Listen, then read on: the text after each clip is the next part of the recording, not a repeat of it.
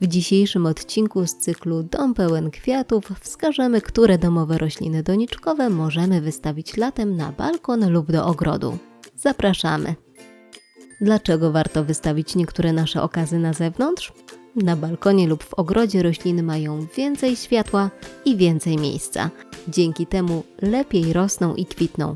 Oczywiście pod warunkiem, że wraz z wyniesieniem ich na zewnątrz o nich nie zapomnimy. Nie wszystkie rośliny możemy wystawić. Nie zaleca się na przykład wystawiania monstery, skrzydłokwiatu Diefenbachii czy epipremnum złocistego. Są też takie gatunki, które do zdrowego wzrostu wymagają wystawienia latem na dwór.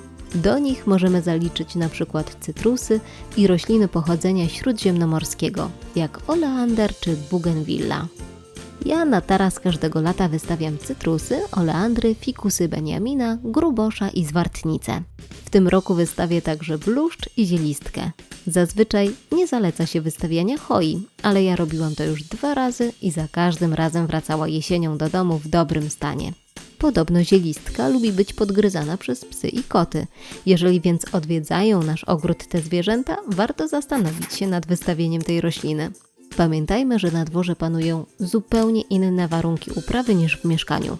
Na początku dla roślin może to stanowić szok, ale o tym za chwilę. Cytrusy i rośliny śródziemnomorskie powinny być latem wystawione na zewnątrz obowiązkowo. Dzięki temu pięknie się rozrastają i są znacznie zdrowsze. Nawet jeżeli zimą nasze okazy zmarniały lub zostały zaatakowane przez szkodniki, wystawienie ich na świeże powietrze będzie najlepszym lekarstwem. To moje rośliny, które zostały zaatakowane przez przędziorki. Wczesną wiosną mocno je przycięłam i niedawno wystawiłam do ogrodu. Już widać pierwsze piękne przyrosty na kalamondynach. Cytryna, która ucierpiała najbardziej i została kompletnie bez liści, też zaczyna już wypuszczać nowe. Hippeastrum to kolejna roślina, którą latem zawsze wystawiam do ogrodu. Po przekwitnięciu nie prezentuje się ona już tak zjawiskowo. W moich okazach obcinam więc kwiatostany, pozostawiając pęd kwiatowy tak długo jak się da, żeby odżywił jeszcze cebulę. Przesadzam do większej donicy lub skrzynki balkonowej i wystawiam na taras. Tam zostają do jesieni. Przed przymrozkami wykopuję cebulę i zanoszę na zimę do chłodnego garażu. Wiosną sadzę znowu w niewielkich doniczkach i czekam aż zakwitną. Moje fikusy Beniamina niestety są chorowite. Każdej zimy atakują je przędziorki. Na szczęście każdego lata wystawione na taras odżywają i nabierają mocy. Generalnie przestawianie tych roślin skutkuje bardzo często zrzuceniem liści, ale w moim przypadku to nawet lepiej. Już po krótkim czasie spędzonym na dworze zaczynają pojawiać się młode przyrosty. Po 2 miesiącach fikusy są już gęsto ulistnione pięknymi, zdrowymi, ciemnozielonymi liśćmi. Na tarasie ustawiam je w miejscu, gdzie od rana jest słonecznie, a o godzinie 12-13 pojawia się cień. Dla bluszczu i zielistki lepiej jest, gdy cały czas będą w miejscu zacienionym.